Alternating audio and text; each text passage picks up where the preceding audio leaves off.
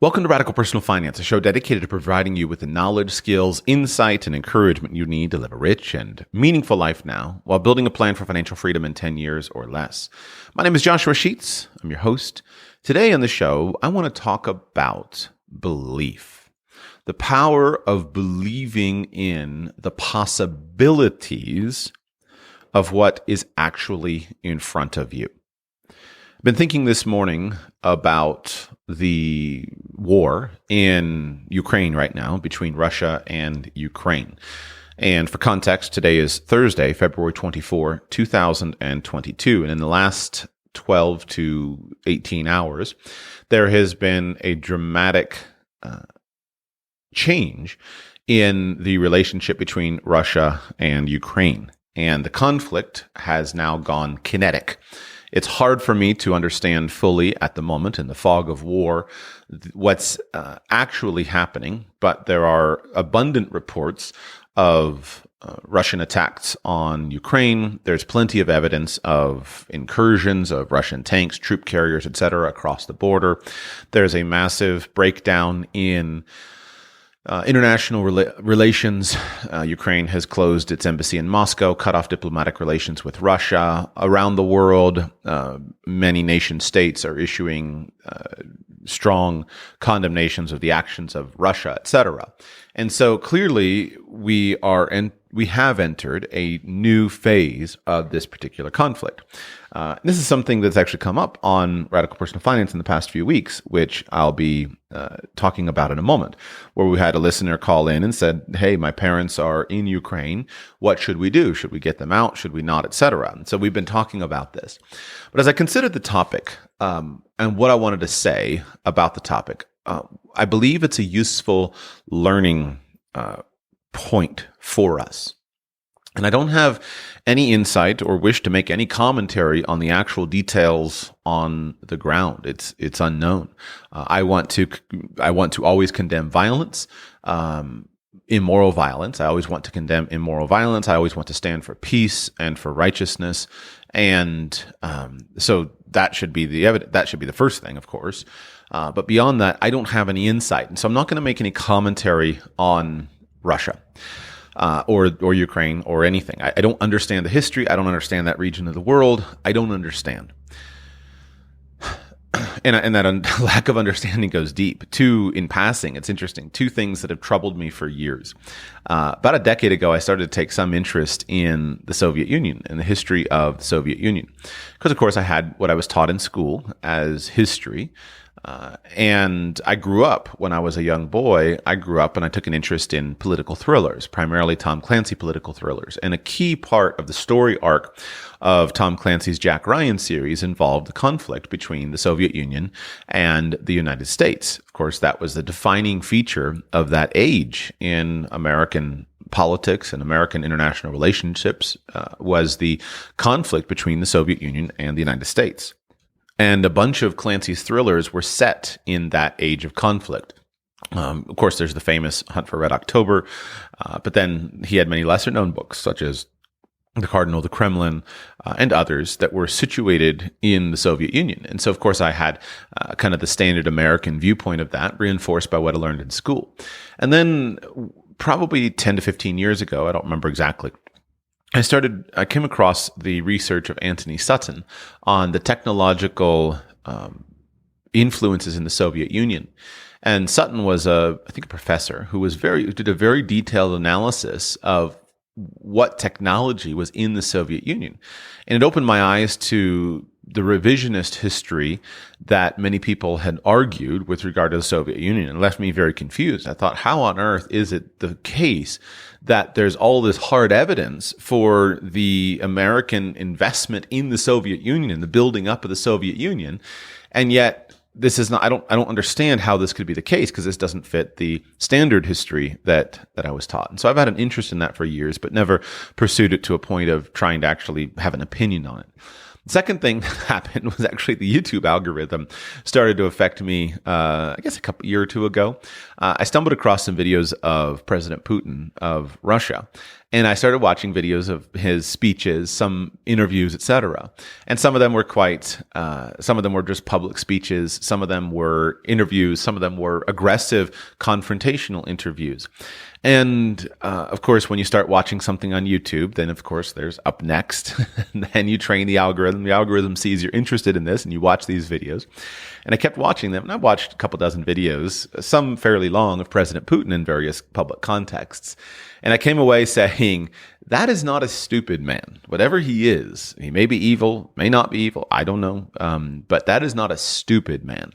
And it was interesting because I came away with a very different impression of him from actually watching just the way that he dealt with public events than I had from absorbing the American news media. I read mainstream American news media regularly on an almost daily basis, read the Wall Street Journal, New York Times, etc. And you get this certain impression of the world based upon reading mainstream news. And that impression doesn't hold up to my understanding of just trying to watch direct from the source. So forgive the sideline, just all that to say that I don't understand what's going on, and so I don't want to comment on that. I don't want to comment on what is actually happening, et cetera, until more information becomes clear, except to the point that I want to condemn violence and those who perpetuate violence. Violence doesn't solve anything, or at least it very rarely solves anything. And but there's a long history there that is very difficult to understand for me. What is not difficult to understand is that the lives of Russians and Ukrainians have been dramatically affected in the last 12 to 24 hours. And it's the lives of all Russians and all Ukrainians.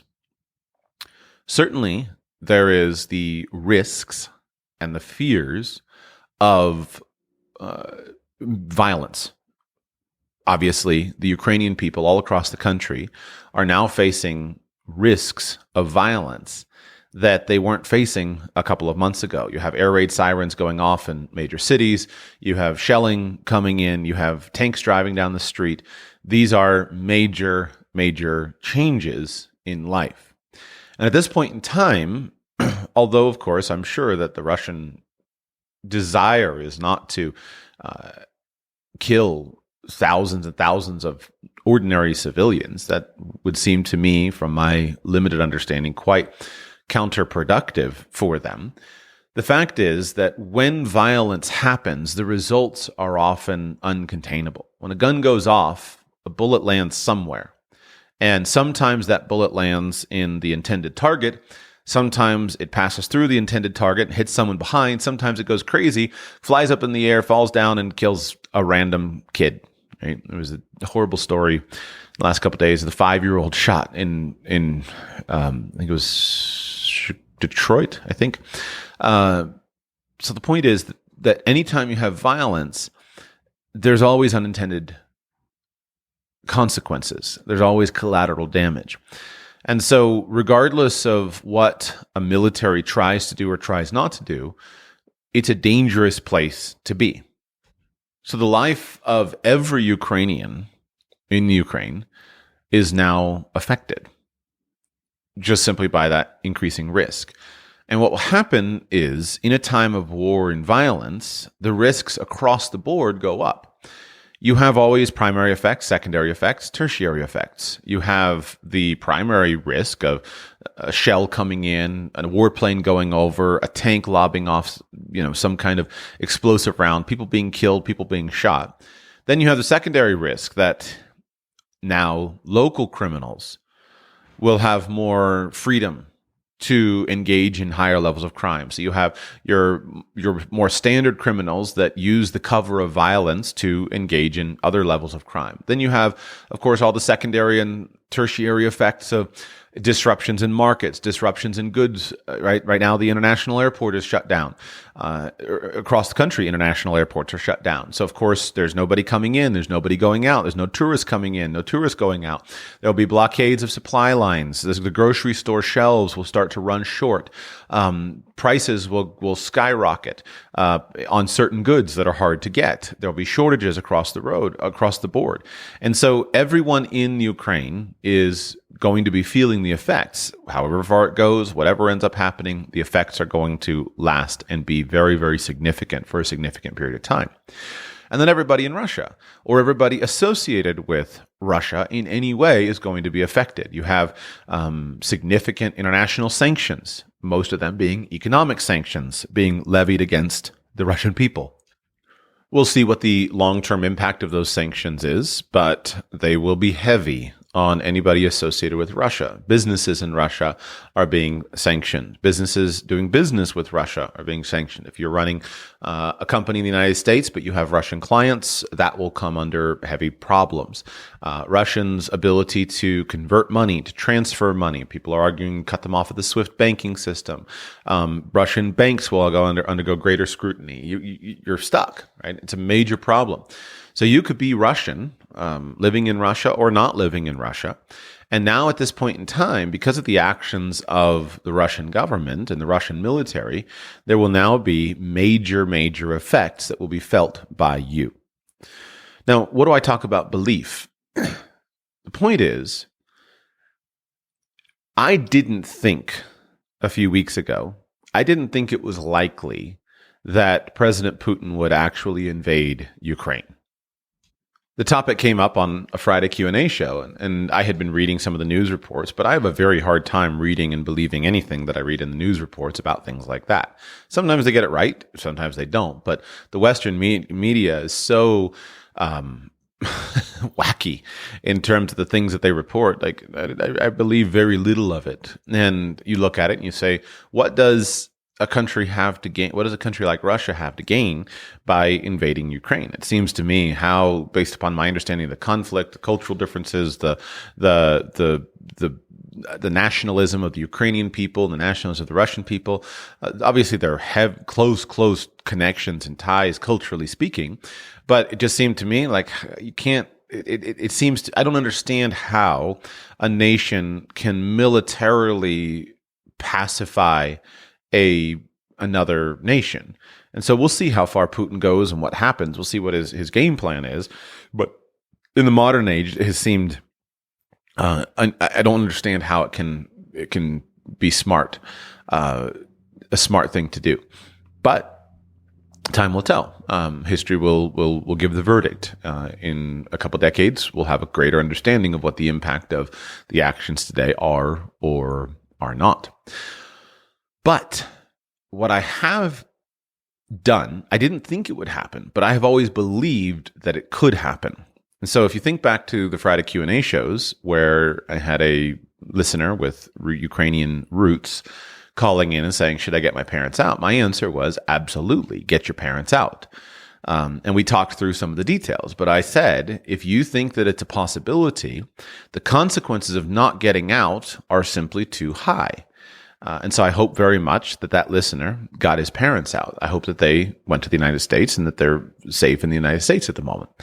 The consequences of there are certain things where the price is so high and the consequences are so high that regardless of whether you know what will happen, regardless of whether you're sure of what will happen, you must take action just in case something does happen.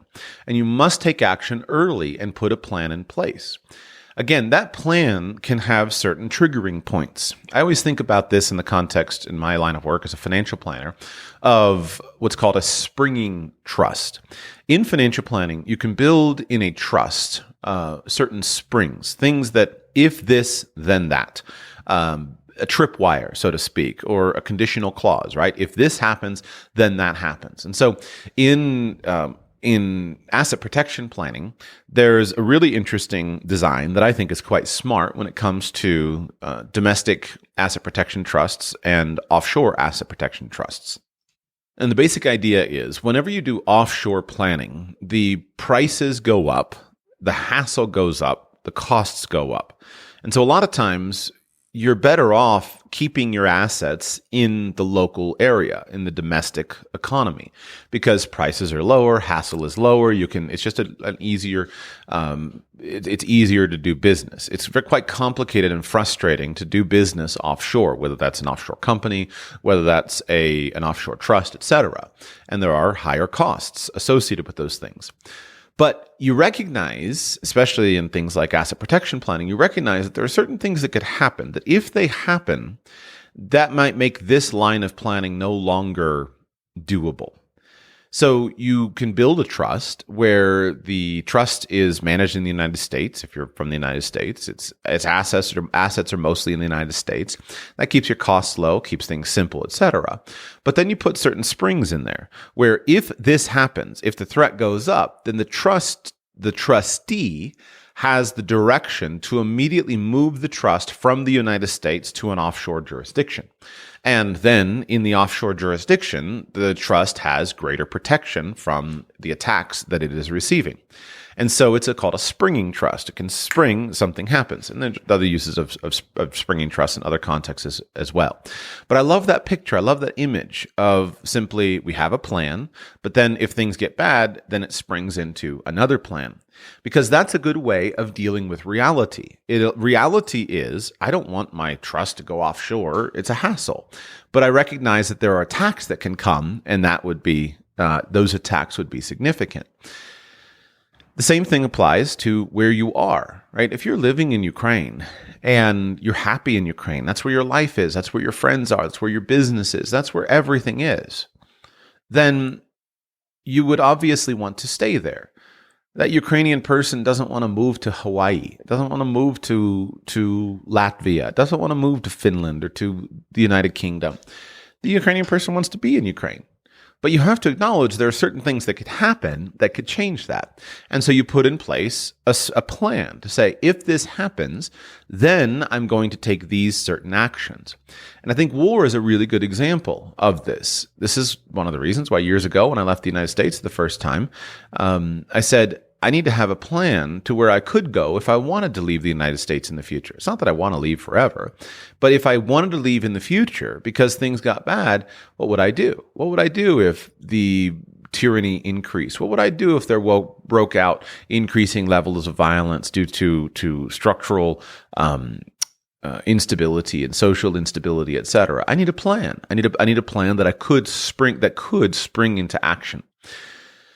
But in order to develop the plan, you have to believe it. And then in order to actually take action, you have to believe that something is possible. And this is what happens, is that very few of us actually believe that the bad things that could happen to us are possible.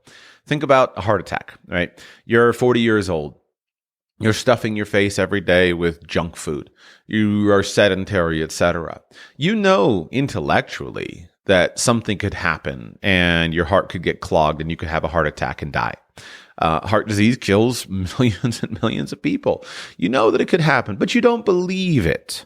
You don't believe it. And so we don't start doing the things that we need to do to avoid that kind of outcome. You know that you could get in a car accident today and die. You know that your family could be left fatherless, motherless, penniless. But yet you don't believe it enough to go and increase your life insurance. You don't believe it. You know that war could bring significant disruptions and gasoline could go from $3 a gallon to $6 a gallon basically overnight. But you don't believe it enough to prepare, enough to stockpile gasoline, stockpile money, make a plan of what you would do if you had to reallocate your budget.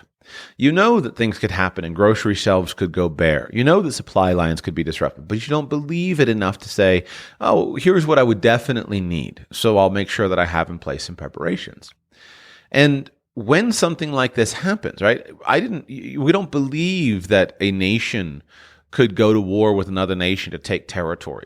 We ignore the fact that throughout all of human history, this is what people have done. This is what governments have done. It doesn't matter whether it's Genghis Khan or Napoleon or Germany and Hitler's Germany, or whether it's Putin's Russia or whether it's the United States. It doesn't matter. We ignore the fact that this is the way that it has been throughout all human history.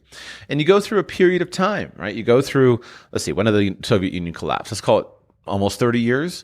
You go through a 30-year period and you say, oh, we're in a new world order. The world is totally different. And then something happens and it should wake you up and you say, oh, you know what? Something could happen. So when you come across a risk, when you come across something that is happening, that could happen, believe that it's possible. right? When I did the show last week on Canada about the Canadian government freezing bank accounts, which thankfully seems to be coming to an end right now. Yesterday, amazingly, before the Senate in Canada actually voted on the act, Prime Minister Trudeau ended the Emergency Measures Act. So with the ending of the Emergency Measures Act, hopefully the freezing and whatnot is coming to an end. I saw several reports of people who had their accounts frozen that they were unfrozen again. We'll see what happens. But something like that happens, and you say, no, I don't believe it could happen here. But you got to believe it. You got to recognize, hey, that happened once. If it happened once, it's going to happen again, right? I did a show this week. I didn't release it because I decided to sit on it for a couple of days, and I'm going to release it as part of promoting a new course that I'm almost ready to release. But I did a show on Executive Order 1602 in the United States back in 1934, when President Roosevelt in the United States banned the private ownership of gold coins, gold bullion, and gold certificates. For 41 years in the United States, it was illegal from 1943 to 1974. It was illegal in the United States for an individual citizen to own gold coins, gold bullion, or gold certificates, more than, I think, 5 ounces. We look at that and say, oh, that's ancient history. They would never ban gold coins again. I think it's unlikely they ban gold coins again because at the time, gold was very pervasive. But we say, oh, no, they'll never ban Bitcoin. Then we ignore the fact that many of the big countries around the world have tried to ban Bitcoin. Russia, just this week, I think, came out with a proposal that said that if you're going to have Bitcoin, you have to have it in a custodian wallet. You can't own it. You can't store it yourself in cold storage. It has to be with a custodian, right? So they can manipulate them. Same thing you see happening in Canada right now. Canada can control and affect the use of Bitcoin for any Bitcoin that is held in a wallet with a custodian because they can impose military power over the custodians, but they can't over cold storage. And so you look at it and you say, don't believe it. Well, my course coming out is about Bitcoin is a collaboration I'm doing is going to be that you need to prepare for the fact that your government says you can't own Bitcoin. Now, do I think that they'll do that? I sure hope not. They'd be stupid to do it. But they've done it before, and all you need to do is look at history and recognize they've done this again and again and again from 1934 to 1970. 1933 to 1974, I think it was. It was illegal for you to own a gold coin. So why would they not make it illegal for you to own Bitcoin? Why would they not? Throughout human history, countries have invaded other countries. Why would they not do it again? Throughout history, civil wars have broken out all over the planet. Why would they not break out again? Throughout history, there has been chaos. The normal pattern of history is chaos and disorder, violence and conflict. So when you have a period of peaceful prosperity, you have to look and say, what created that? What created peace? What created harmony? What created unity? Because that's not the norm. But in our modern age, many of us come to think that's the norm. Now, belief is not only on the negative side, right? The same argument can be made on the positive side. If you're going to go and start a business, you have to believe that success is possible. If you're going to enter into a marriage, you have to believe that your marriage can be full of love and happy and for life. You have to believe that outcomes are possible. I'm, of course, just kind of in a negative mood thinking about the examples in Ukraine today. But you have to believe it and then say, if that did happen, what would I want to have in place? Remember that it's all in your head. There's not a cost to believing something. There does come certain cost to preparing for certain things. Preparedness has certain costs, but those costs are usually lower than what people actually think. The cost of preparing for, hey, what would I do if my country went to war is actually pretty low in terms of a most basic plan, right? I have another course that I'm going to be releasing in the next couple of weeks on kind of a springing plan. How do you put in place a plan with certain levels? But at its core, it's just a matter of, right, our Ukrainian listener on the Q&A show. It's just at its core, it's a matter of, hey, I was going to go this summer and visit my children in the United States. I'm just going to go now and spend a few months there. And they can always start any kind of residency process that I need later. But let's just go now. Well, why not? Let's go for a few months. There's no reason why we can't. Not holding down a job, not holding down a business. Let's just go now. The cost is relatively low, is the point. So when you hear of things happening in the world, believe that they can happen to you. You hear of a volcano blowing up. If you live near volcanoes, don't look at your volcano and say, oh, my volcano is dormant. Say, hey, those people's volcano was dormant for a long time and then it wasn't. What would I do if my volcano became less dormant? You see of hurricanes going through other places and you live in a place where you get hurricanes. Then say, hey, what if a hurricane came through here? What would I do? What would I do if there were political unrest? What would I do if crime were going up in my neighborhood? And believe that it's possible where you live. If you'll just simply believe it, train yourself to believe that it's possible, it'll put you far ahead of the people that put their head in the sand and ignore what's happening. Believe that it's possible. And look at history as your guide. A lot of things have happened in the past. And then they happen and we say, oh, this can't happen. But yet somebody who looked at history realized that it happened again and again and again and again and again. Wars have happened again and again and again and again in human history. Dictatorships have happened again and again and again and again. Believe that it's possible, and then make a plan for what you would do if it happened again. Let's be diligent to pray for and support all of those in this new area of conflict. Pray that peace would prevail. Pray that God would arrest the hearts of dictators, of people committed to war and violence, and turn them from their wicked and evil ways. And yet, let's also learn from the lessons that we see happening right now.